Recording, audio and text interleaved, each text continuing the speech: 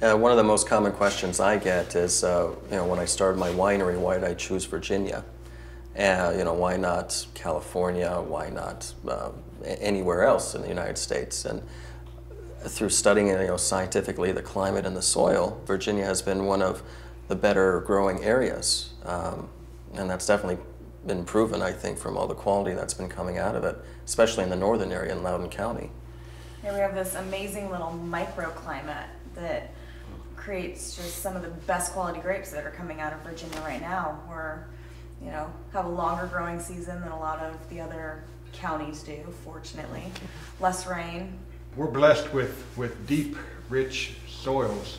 We have a loam-based soil, which is granite-based. In this part of Loudoun County, in the valley, there is an area of limestone soils, which is also extremely good for growing grapes. So we have two distinct areas, actually, in Loudoun County, soils-wise, that really support the growing of quality grapes.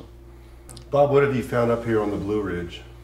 Well, I think we've been able to zero in a little bit more on what's going to work in this area too, is another thing.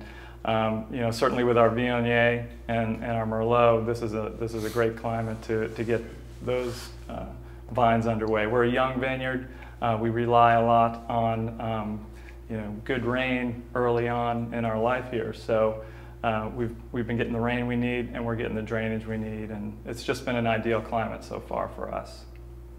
Yeah, it seems like it's been a nice balance. In Virginia, we get an average rainfall, at least in this area, anywhere from 30 to 40 inches a year. And if it wasn't for the well-drained soils in this area, we'd get too much water. And instead of growing wine grapes, we should be making rice wine. Right. One of the great things about the Mid-Atlantic, and specifically this part of Loudoun County, is we get the spring rains that provide the moisture that our vines need. But as soon as July rolls around, we get the nice drought. It starts to get dry, and the grapes start to ripen, and the sugars accumulate, and we get all those nice flavors. And then when the last of the Cabernet grapes are harvested, it seems like that's when it starts to rain again. So it seems like a very perfect climate, especially from a rain perspective, to grow wine grapes. I've also found that a lot of the storms that come up the coast will tend to veer off and miss this part of the county because we're a little bit more in the mountains and it's more broken up.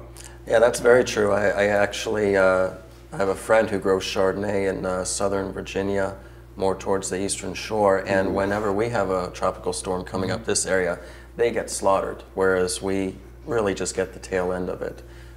So especially in the mountains here in western Loudoun, we have a lot of protection, just a lot of natural protection against these heavy rains. Once again, it's that microclimate that we have. We're so protected by these mountains, and being in this valley, it's incredible. It almost seems like the rain just skips over us every time. Yeah, which also helps keep all the mildew down, I bet. We don't have to worry so much. I remember one year in 2003 when we had so much rain on that particular year. It was raining, every week? Yep. And so the pesticides that we had to spray to keep down the mildew, a lot of people couldn't keep up with it.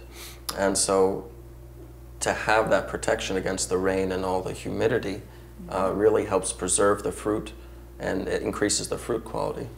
And in contrast, 03, 07 was great in that very regard. Dry, very dry, great aromas, great fruit that harvest. But one thing I think is unique about Virginia, and specifically Loudoun County, is if you go a little bit further north, let's say Pennsylvania or New York, it's too cold to ripen vinifera grapes. There isn't enough heat built up, the heat summation throughout the summer. If you go a little further south, you don't get the cool ripening conditions that are so important for flavor development and nice, slow, gradual accumulation of sugars, like in North Carolina, where they're picking grapes in July or August, and they would really love to have some of the cool nights that we get up here. So we're sort of right in the middle, and I think it's a really unique growing environment for wine grapes.